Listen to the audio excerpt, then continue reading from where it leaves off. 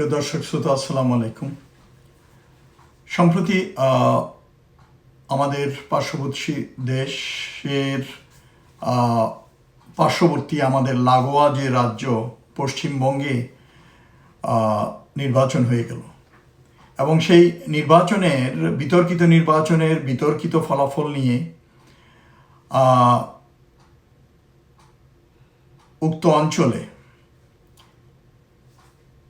BJP সরকারের নেতাদের আস্ফালন এবং আপত্তিকর বিভিন্ন মন্তব্য বাংলাদেশের বিরুদ্ধে উচ্চারিত করতে শোনা গেছে এবং এইসব বিষয় নিয়ে বাংলাদেশের জনগণের মাঝে একটা উদ্বেগের সৃষ্টি হয়েছে। সে বিষয়ে আমি আজকে কিছু আলোকপাত করতে চাই।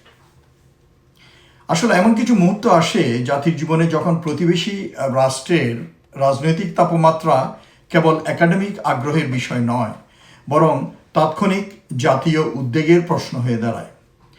পশ্চিমবঙ্গের সাম্প্রতিক ঘটনাপ্রবাহ, যেখানে ভারতীয় জনতা পার্টি একটি গভীরভাবে বিতর্কিত রাজ্য নির্বাচনে জয় দাবি করেছে, ব্যাপক নির্বাচনী কারসাজি, প্রাতিষ্ঠানিক হেরফের এবং কেন্দ্রীয় সরকারের যেসব টুলস আছে তাদের মোতায়েনের অভিযোগের মধ্যে, যা ভারতীয় রাজনৈতিক পরিসর জুড়ে সমালোচকরা গণতান্ত্রিক প্রক্রিয়ার মৌলিক বিকৃতি হিসাবে বর্ণনা করেছেন। বাংলাদেশের জন্য ঠিক এমনই একটি মুহূর্ত। পশ্চিমবঙ্গে যা ঘটে তা পশ্চিমবঙ্গেই থাকে না। ভূগোল, ইতিহাস, জাতিসত্তা, নদী ব্যবস্থা, বাণিজ্য পথ এবং সীমান্তের উভয় দিকের সম্প্রদায়গুলোর গভীরভাবে পরস্পর জড়িত জীবন নিশ্চিত করে যে ভারতের সবচেয়ে পূর্বের প্রধান রাজ্যের রাজনৈতিক আবহাওয়া সরাসরি ও তাৎক্ষণিকভাবে সীমান্ত পেরিয়ে বাংলাদেশে এর এফেক্ট ফেলে, এটা অনুরণিত হয়। এই নির্বাচনকে ঘিরে বিতর্ক শুধু দলীয় বিরোধীদের তৈরি নয়। রাজ্যে মোতায়েন কেন্দ্রীয় আধাসামরিক বাহিনীর ভূমিকা, সমালোচকদের ভাষায় অযৌক্তিক কেন্দ্রীয় চাপের অধীনে নির্বাচন কমিশনের কার্যক্রম, প্রশাসনিক উপায়ে বিরোধী কণ্ঠস্বর দমন এবং ভোটার তালিকা ও বুথ পর্যায়ের প্রক্রিয়া কারসাজি নিয়ে গুরুতর অভিযোগ উঠেছে, যা নির্বাচনী ফলাফলের সততাকে মৌলিকভাবে প্রশ্নবিদ্ধ করে। বিরোধী দলগুলো সুশীল সমাজ সংগঠন, স্বাধীন সাংবাদিক এবং ভারতের নিজের আইন সম্প্রদায়ের একটি উল্লেখযোগ্য অংশ এমন উদ্বেগ উত্থাপন করেছে, যা ভারতের ফেডারেল গণতান্ত্রিক কাঠামোর মূলে আঘাত করেছে। বিশ্বের বৃহত্তম গণতন্ত্রের একটি নির্বাচন যখন এতটা বিতর্কিত, এতটা প্রশ্নবিদ্ধ এবং এতটা অভিযোগে আচ্ছন্ন হয়ে পড়ে, তখন এর পরিণতি সংশ্লিষ্ট রাজ্যের সীমানার অনেক বাইরে পর্যন্ত বিস্তৃত হয়ে যায়।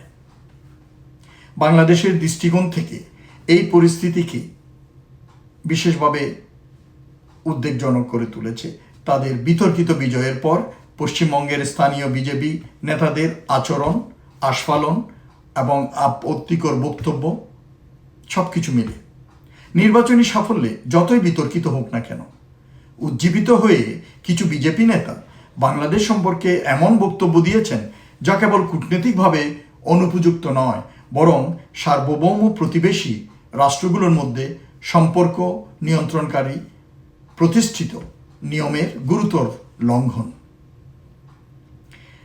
যেসব মন্তব্য বাংলাদেশকে শত্রুভাবাপন্ন, অবমাননাকর বা হুমকিমূলকভাবে চিত্রিত করে, বাংলাদেশের আভ্যন্তরীণ বিষয়ে প্রশ্ন তুলে, বাংলাদেশি নাগরিকদের সম্পর্কে অমানবিক বা অবমাননাকর ভাষায় কথা বলে, বা বাংলাদেশের সার্বভৌম সিদ্ধান্তে হস্তক্ষেপের ভয় জাগায়, এগুলোর সবই আন্তর্জাতিক কূটনীতি রীতিনীতির যে সীমারেখা বজায় রাখতে বিদ্যমান সেটি অতিক্রম করে।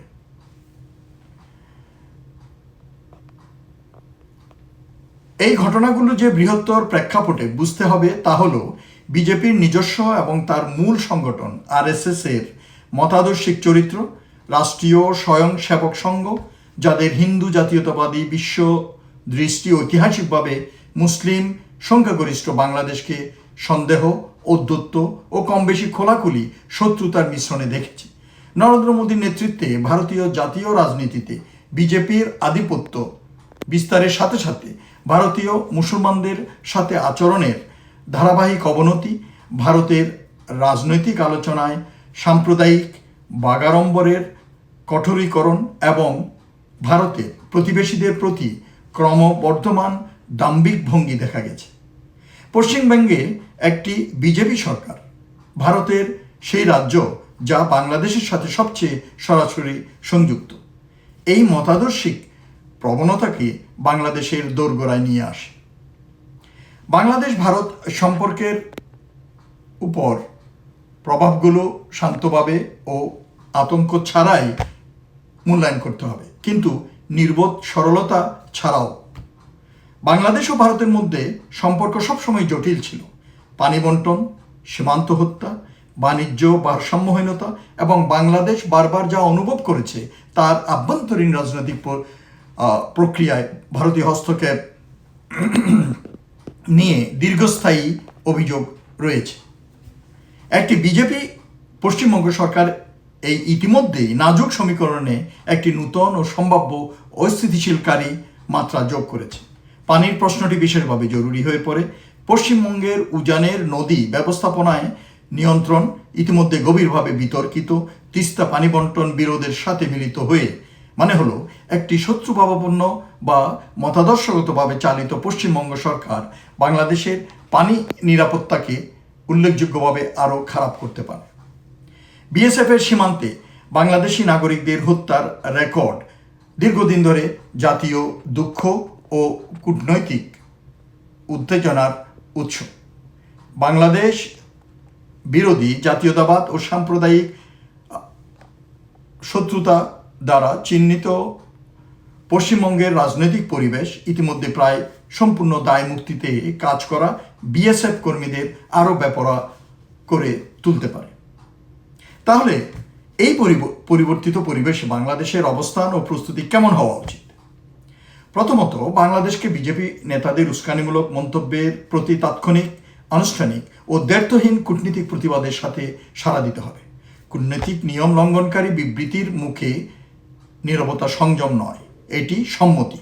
বাংলাদেশ পররাষ্ট্র মন্ত্রণালয়কে অবশ্যই ভারতীয় হাই কমিশনারকে তলব করতে হবে, সবচেয়ে কড়া ভাষায় আপত্তি নথিভুক্ত করতে হবে এবং স্পষ্ট করতে হবে যে এই ধরনের বিবৃতি অগ্রহণযোগ্য ও প্রত্যাহার করতে হবে।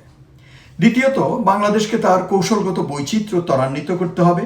কূটনীতিকভাবে, অর্থনৈতিকভাবে এবং নিরাপত্তা অংশীদারিত্বের ক্ষেত্রে চীনের সাথে সম্পর্ক গভীর করা, আসিয়ানের সাথে সম্পৃক্ততা আরও শক্তিশালী করা, উপসাগরীয় রাষ্ট্র তুরস্ক ও দক্ষিণ পূর্ব এশিয়ার সাথে অর্থনৈতিক সম্পর্ক প্রসারিত করা এবং পশ্চিমা বিশ্বের সাথে শক্তিশালী সম্পর্ক বজায় রাখা সবই নতুন শক্তি জরুরিতার সাথে অনুসরণ করতে হবে। তৃতীয়ত, বাংলাদেশকে নিজস্ব আখ্যান সক্ষমতা গড়ে তুলতে বিনিয়োগ করতে হবে। আন্তর্জাতিক দর্শকদের কাছে তার দৃষ্টিভঙ্গি, উদ্বেগ ও বৈধ অভিযোগ প্রজেক্ট করার ক্ষমতা। যখন বিজেপি নেতারা বাংলাদেশ সম্পর্কে শত্রুভাবাপন্ন বিবৃতি দেন, তখন অবশ্যই একটি পরিশীলিত ও সুসম্পদ সম্পন্ন বাংলাদেশি প্রতিক্রিয়া থাকতে হবে, যা কেবল দক্ষিণ এশিয়া দর্শকদের নয়, বৈশ্বিক মিডিয়া, থিঙ্ক ট্যাঙ্ক, কূটনীতিক সম্প্রদায় ও মানবাধিকার সংগঠনগুলোতেও পৌঁছায়। চতুর্থত, বাংলাদেশকে তার সীমান্ত নিরাপত্তা অবকাঠামো, গোয়েন্দা সক্ষমতা ও কূটনীতিক প্রাথমিক সতর্কতা ব্যবস্থা শক্তিশালী করতে হবে। আগ্রাসন বা সংঘাতের মনোভাব নয়, বরং এই স্বীকৃতিতে যে একটি দায়িত্বশীল সার্বভৌম রাষ্ট্রকে অবশ্যই তার প্রতিবেশীদের আচরণ নির্বিশেষে তার নাগরিক, ভূখণ্ড ও স্বার্থ রক্ষা করতে সক্ষম হতে হবে। পঞ্চমত, বাংলাদেশ সরকার ও সুশীল সমাজকে অবশ্যই ভারতীয় সাম্প্রদায়িক জাতীয়তাবাদের প্রতিক্রিয়ায় নিজেদের সাম্প্রদায়িক জাতীয়তাবাদের প্রলোভন প্রতিরোধ করতে হবে। বাংলাদেশের হিন্দু সংখ্যালঘু সম্প্রদায়ের সুরক্ষা, বাংলাদেশের সীমানার মধ্যে প্রকৃত ধর্মীয় সম্প্রীতি বজায় রাখা, এগুলো কেবল নৈতিক আদেশ নয়, শক্তিশালী কৌশলগত সম্পদ। বিশ্বমঞ্চে বাংলাদেশের বিশ্বাসযোগ্যতা অনেকটাই নির্ভর করে বিজেপি শাসনে যে সাম্প্রদায়িক রাজনীতি ভারতীয় গণতন্ত্রকে বিকৃত করেছে তার সাথে এটি যে বৈসাদৃশ্য উপস্থাপন করে তার উপর। পশ্চিমবঙ্গের মানুষ ও বাংলাদেশের মানুষ এমন বন্ধন ভাগ করে নেয় যা কোনো নির্বাচনের ফলাফল ও কোনো রাজনীতিবিদের উস্কানিমূলক বাগাড়ম্বরের স্থায়ীভাবে ছিন্ন করতে পারবে না। ভাগ করা ভাষা, ভাগ করা সংস্কৃতি, ভাগ করা সাহিত্য, নদী ও ভাগ করা ইতিহাস এমন গভীরভাবে সংযোগ তৈরি করে যা রাষ্ট্রীয় সীমানা ও রাজনৈতিক ঋতুকে অতিক্রম করে যায়। বাংলাদেশ তার ভূগোল বেছে নেয়নি, কিন্তু সেই ভূগোল যে চ্যালেঞ্জগুলো উপস্থাপন করে তার প্রতি কিভাবে সাড়া দেবে সেটা সে বেছে নিতে পারে। জ্ঞান, শক্তি, মর্যাদা ও এই অটল প্রত্যয় নিয়ে যে তার স্থিতিস্থাপকতা ও নৈতিক স্পষ্টতার একটি জাতিকে যারা কখনো তাকে সত্যিকার অর্থে বোঝেনি তাদের শত্রুতায় ছোট করা যাবে না। সকলে ভালো থাকুন, ধন্যবাদ।